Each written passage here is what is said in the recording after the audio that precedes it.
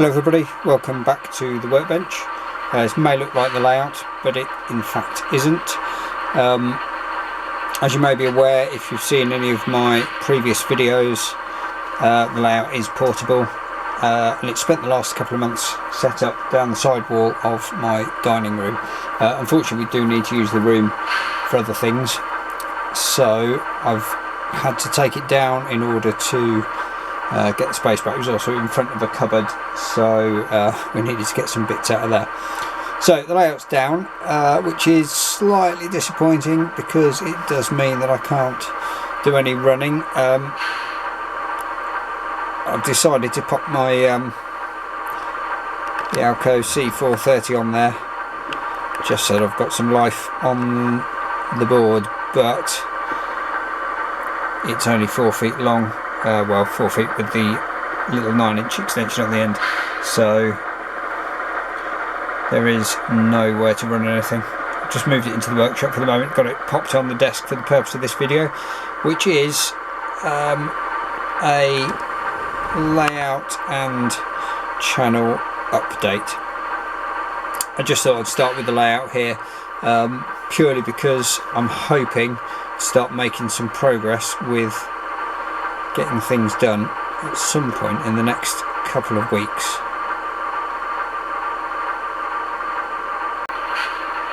Some while ago I did an update on the channel in which I laid down this balsa wood on the ground surface. That was going to be the subsurface. I was then going to lay another layer of balsa on top, followed by a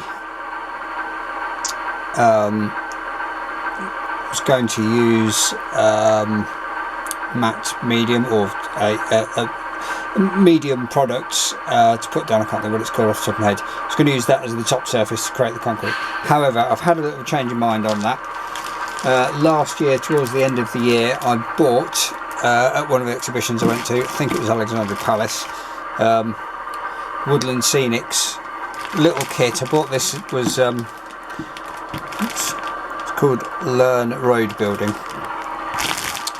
It's a fairly small quantity, which I thought I'd start with just to give it a go, rather than buying full packets of all this stuff and decided I didn't want to use it. So having bought that, resulted in the slight change of plan. I'm going to have a go at using this as the ground surface rather than using the paste, the medium paste, which is what I was going to use, as I think this might produce more the sort of surface I was after. I didn't want too much of a cracked surface, so hopefully now that I've got the layout down and it's on the bench, it'll be a bit easier to do that. It's a bit of a sturdier surface to work on. So yeah, hopefully at some point over the next couple of months we'll make some progress on that. Certainly at the factory end, where the concrete pad is, if I can get this board done, then that would be really good. I haven't got a maintenance away train, so I thought I'd just pop this Western Fruit Express box car, purely because it's on my list of things to do. I've got a photograph of one, not this number, but one of these on the Marrowstone O'Leary operating. I can't remember the date on the photo, but it's fairly lightly weathered, so this is going to be one of my next projects, is going to be to lightly weather that to match the prototype in the pictures.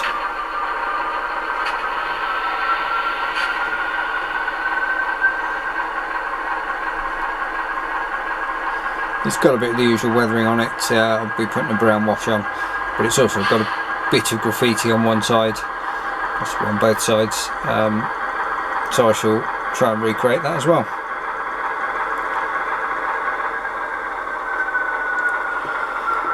So that's one of my upcoming projects. That might be, I might do that as a subject of a video.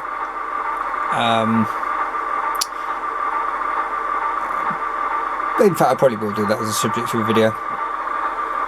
And I've got a few others upcoming.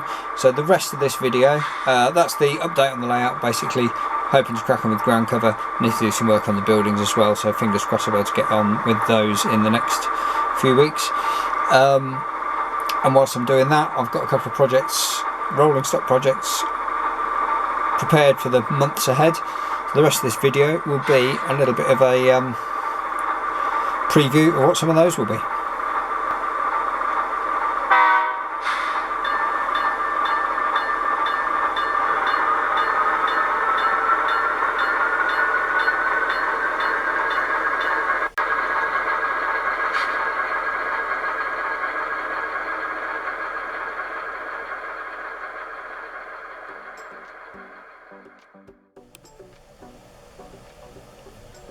Hello everybody, welcome back to the workbench.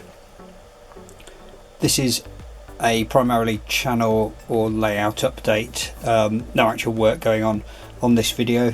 I know I didn't put anything out last week, and I've been working on a few different projects and I've filmed a few bits and bobs, but haven't got anything coherent to put together at the moment. So I just thought I'd put a little update out on a few things that I'm working on at the minute, and bits that I'll hopefully present on the channel over the next few months. I really, as I've said before, I really enjoy putting these videos together, and I was hoping to be able to do a weekly video, just really to challenge myself as much as anything else, to keep myself ticking over. I don't think that's realistic or possible, but I will try and put something out when I can. Like I say, I've been working on a couple of other projects which I've got partially filmed, and they'll pop out in the series probably in a similar way that the centre beam car did that's on the screen at the moment. And the reason I've got that here, I think I mentioned when I was working on that one that I've got another couple. So the one at the front is the original model that I worked on, and I did that for the video series that I put out. That one's almost complete. I've got wheels, trucks and couplings to weather. So with the other two on the bench ready to go, I thought I'd probably get that one finished and do the other two at the same time. Okay, the one I'm working on at the moment is the Southern Pacific brown one. The deck is done with the wet on wet, and I've also very slightly added a bit of a fade to the main body using a brown wash, which just lightened it up very slightly. Not everywhere, some of these panels are a little darker, but it's lightened up. So that's now ready for airbrushing the throw up on the ends, and then I shall do the pencil marks on the edges, which I did on the previous video, and add the cables. Now the tie down cables on this one, I'm basing this one on a photograph. It's got quite a complicated, they're tied down in probably a bit of a mess, but I really want to recreate that on this car. I've also got an idea that I saw in a photo for some other bits on this one. It's going to be a bit experimental. I'm not sure it's going to work, so I'll sit on that for the moment. But yeah, this one is almost done. Getting to the exciting bit now of putting the highlights on once it's dual coated, and then, like I say, adding the cables, and they're going to be a bit more of a complicated and interesting setup. The third one is this Canadian National one, which I bought as a result of having done those other two, because there were some other ideas that I wanted to explore in weathering these, and I didn't want to try and put everything into. I wanted them each to be an individual project with different ideas on. So this one I've literally just started last night. I put a gentle light spray of white along the bottom there just to fade out the bottom. The photo that I'm working off for this one, it's actually a TTX one, so it's a bit more yellow than this, but I think it should still work in this Canadian National tan colour. Is it Canadian National? Or was it Canadian Pacific? I can't remember. I think it might be Canadian Pacific. But the one that I'm working on had a noticeable fade at the bottom, so I've recreated that. It's gone perhaps a bit strong in places, but I'm going to pop a bit of IPA on and just lighten it up or darken it down a bit. I should have stopped, and I just went with one more pass, and it's just made it perhaps a little bit too light, particularly at the end here. But that's all I've done with that so far. So what I'm intending to do is work on all three together with the wheels, trucks, couplings, get all them weathered whilst I'm spraying down the ends of the Union Pacific one. I'll do the Canadian one as well, and then I'll work on this one over the next week to get the deck done and the rest of the painting. And this one's going to also have a slightly different pattern, not as messy and complicated as this one, but a slightly different pattern from the original one on the tie downs, just to get that little bit of variety between the three, and then they'll be done. And yeah, I've really enjoyed working on those. They've been quite an interesting project. I've spotted a green one that I quite fancy, but I don't need any more. I mean, on roll paper I don't need any centre beam cars, so these should hopefully get some use on the Morristown Leary layout once I get progress with that. And I've got some ideas as well for how they will be used, so that's where we're going with those. So yeah, they're work in progress at the minute, and I'll probably do another little short video once all three are finished, just to present them and show the end results. Another project that I've started work on, and I am filming this one, is weathering the first of my tank cars. I've got, I think in total, excluding the Kaolin cars that I've got for roll paper, the sort of more general service or chemical cars, I've got 20 of these, I think, in various liveries and various capacities, some of which perhaps I don't really need for the layout, so I might move a couple on. But this is the first one that I've started putting some weathering on, and again I've the start of the process I've obviously taken the trucks off, and this has had a coat of very, very fine white over it to fade it down a bit. I've put the one in the background there unweathered, just so you can see the effect that the fading has had on that car. It started out looking the same as the one in the background there.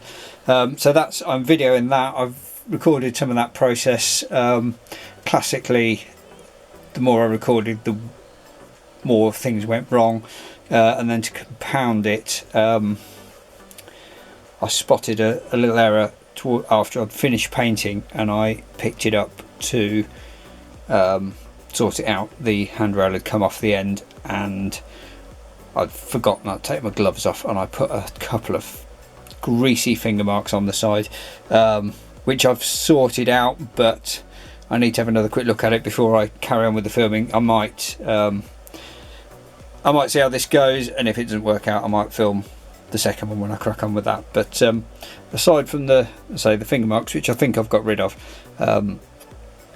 so far so good with that project. And as I say, that should hopefully, if all things work out, should feature as a little series in due course. This is a little side project that I've been putting together for a couple of years now. Obviously I've got roll paper, which I talk about fairly frequently, and the Morristown Leary project, which is what's led to a lot of the work that I'm working on. So I thought, well, why not have a third thing on the go that I'm not really doing very much with. So I'm slowly building up a train of the Husky stacks. I think I've got 8 now, which isn't a massive train, but as I've got nowhere to run it, it's more than enough at the moment. But I'm gradually picking these up as I find them at exhibitions or on eBay or whatever. I've got a couple of the, to make it more interesting for myself, I've got some of these with the same number, the 48-foot ones. So I've also got some micro scale, I think they are, decals for these, so I can renumber 3 of these. I think I've only got 2 that are double numbered at the moment. So yeah, just as a little side project, renumbering these. And again, I'm thinking about doing some weathering. These often have quite a lot of graffiti on, so I'll probably get a couple of these graffitied up.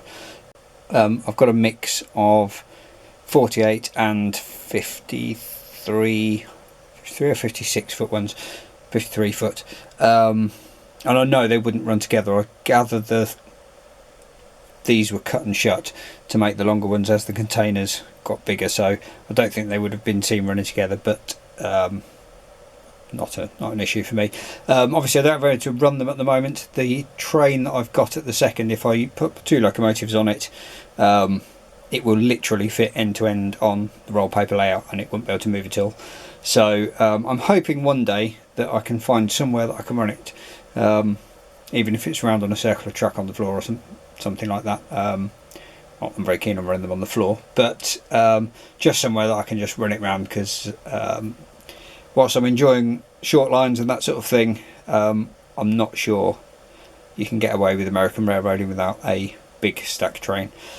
These are Athearn ready to roll locomotives. I've got 2 in the YN3 livery, one in the boxcar, and this one, the one in the YN2, I think it is, CSX livery. This one's got ESU decoder in it. I've been playing with the sounds, but I think I need to do a little bit more, because these are the fairly basic models and they weren't dramatically expensive. They've just got moulded ditch lights, so hopefully as a little future project is adding working ditch lights to all 3 of these. The other 2 need decoders when finance allows, and then having them as a little, you know, something, if ever I'm not a club kind of person, but if ever I do decide to join a model railway club, something I can take and run on a test track or whatever. So yeah, I'm hoping to get, again, one of my little projects going forward is going to be weathering, doing a little bit of detailing and weathering both of these. They do have a distinct lack of details around the trucks and that sort of thing, so that'll be another little project going forwards. Again, that's slightly longer term and not something I'm going to be rushing into straight away, I don't think, but they may pop up at some point in a future video.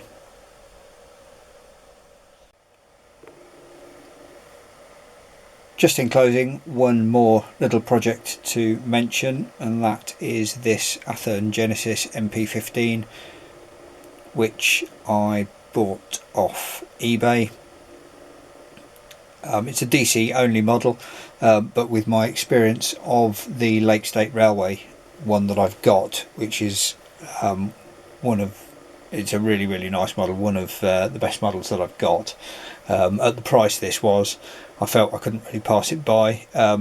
If I was to model a Class 1 railroad, it would be CSX.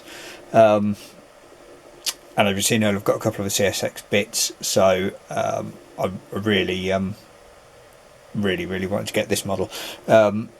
It was also at a really good price. I'm trying to avoid just buying stuff off eBay because it's a good price, but I really wanted this. As I say, it's DC only, but obviously it's DCC ready, so if I can get a decoder in this and get sound, then it will be a really fine model. I mentioned earlier about running my stack train and the thought that the only place to run it might be on the floor. Now, I'm obviously not keen on doing that at all. I have got a wooden floor that I could lay it on, clean and lay it on, and that would be okay. This model, and I suspect it's reflected in the price, cosmetically it's in excellent condition, really superb. Just needs perhaps a little bit of a dust, but it doesn't run particularly well. I don't think, looking at the wheels, it's had a huge amount of running, but whoever had it before was clearly running it on the floor and on a carpet, because it's got a lot of what looked like carpet fibres around the trucks. So this is going to be a bit of a dismantle and clean out project. Again, it's not top of my list of things to do, but it is one that, as I say, it just needs a bit of time taking it apart, cleaning it all up, and I'm confident that once that's done, it'll be an excellent little locomotive. It's also given me an excuse to get my turntable out for filming this video. Okay, so that's it for today's update. Hopefully some of these projects will start filtering through onto the channel over the next few weeks. As I say at the end of every video, if you've made it this far, thank you very much for watching. It's really appreciated, and I will see you next time.